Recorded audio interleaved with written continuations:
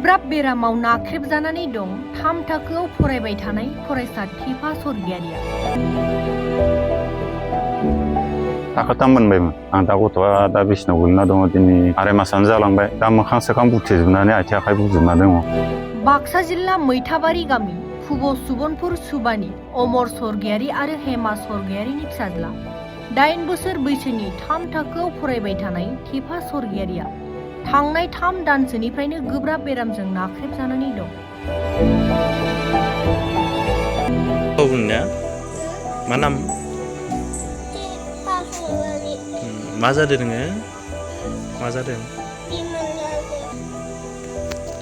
आंनि फिसालाया एकदम सिरियास दा थाबायनो हाया मोखां गन्थं आथिं आखाइ बुथेजोबनाय गोजा दा बागै ओरैनो बामनानै फज'बायो आरो बिसिनाफोराव। बिफाया फोरमायनाय बायदिब्ला थेफा सरगियारिया किडनिनि गोब्राब बेरामाव गोग्लैनानै दं। गोरिबजों नाख्रेबजानाय बिफा अमर सरगियारिया गावनि फिसाज्लाखौ सिगां समाव फाहामथाय होदोंमोनब्लाबो नाथाय दायो रांखावरिनि आंखालाव गोग्लैनायलाय फाहामथाय होनो हायाखै। जायनि जाहोनाव न'नि बिसनायावनो गोग्लैसोनानै दं 8 बोसोरनि 3 थाखोआव फरायबाय थानाय फरायसा थेफा सरगियारिया। बेनिखायनो गोरिबजों नाख्रेबजानाय अमर सरगियारिया गावनि फिसाज्लानि फाहामथायनि थाखाय आसाम सरकार, बिटिसि सरकार आरो रायजो राजाफोरनिसिम मदद हास्थायदों। बेनिखायनो रायजो राजाफोरा थेफा सरगियारिखौ मोजां फाहामथाय होनो थाखाय जा एसे हायो रांनि अनसुंथाइ हरनो हागोन।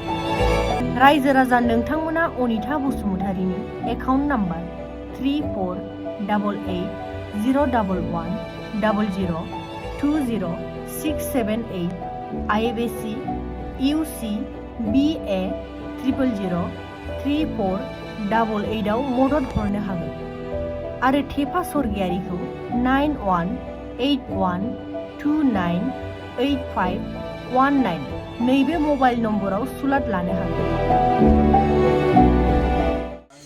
मा नाम बाबुनिया? मा नाम? मा जादों नोङो? मा जादों?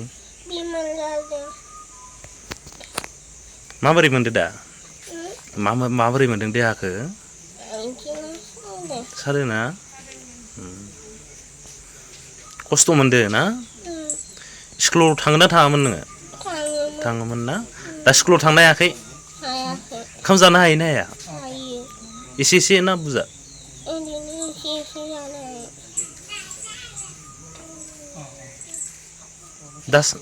दा मोदोमा सादो नामा?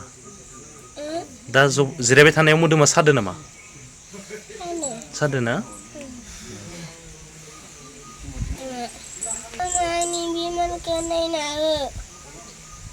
आंनि गामिनि मुङा मैथाबारि सुबनपुर।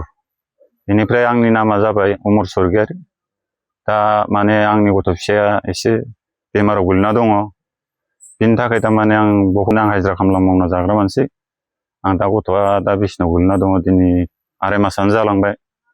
दिनै गथ'आ माजों हामगोन माजों हामा आं दाहार दुफारबो लाबाय लाना आं आरो जानो गैयिनि मानसिनो दाहार दुफारखौ बहा हरनो हानो हरबाय बायनो हरनायालाय हरदोंमोन गेजेराव थेवब्लाबो गथ' फिसाखौ मोजां खालामना लाखिनो हायाखै। थारमाने दा बिसिनाव गोलैना दङ आरो हायाखै दा मोखां सोखां बुथेजोबनानै आथिं आखाइ बुजोबना दङ। फार्स्टआव थारमाने खावलाया फारसे बुग्रोदोंमोन बेयाव हाथाइ एम्फौ जादों होननानै जारिनो लांबाय थादोंमोन आङो। जारिनो लांबाय थानायाव दा मानसिया हाथाइ एम्फौ जानायसो ना मासो मोखां सोखां बुज्रांजोब्बाय आरो उदै सुदै आथिं साथिं बुलांजोब्बाय। बे बुनायाव थारमाने आङो बेलेग माबाफोर बेमारफोरबो जाबाय नामा होननानै आं मसलपुराव लाना थांनाय जादोंमोन आरो बे लाना थांनायावलाय डाक्टरा बुंदोंमोन किडनि डाउन जादों होननानै बेयावबो आंखौ मास मोनसे लाखिनो होदोंमोन। आं आरो थाखा फैसानि खेथ्रआव माने बोलो हायैयाव आं गथ' फिसाखौ न'आव लानानै फैनाय जादों आरो आंनि फिसाला दा बेमार जानाया थाङोमोन थांनायालाय दा बे आराय मासानो जाबाय गोलैना दङ थांनो हायासै। दा मोनबाय थाखोथाम मोनबायमोन बेमारनि थाखायनो थांनो हायासै आरो रायजो राजानि सरकारनि थाखाय थारमाने आङो दा सानो आरो माने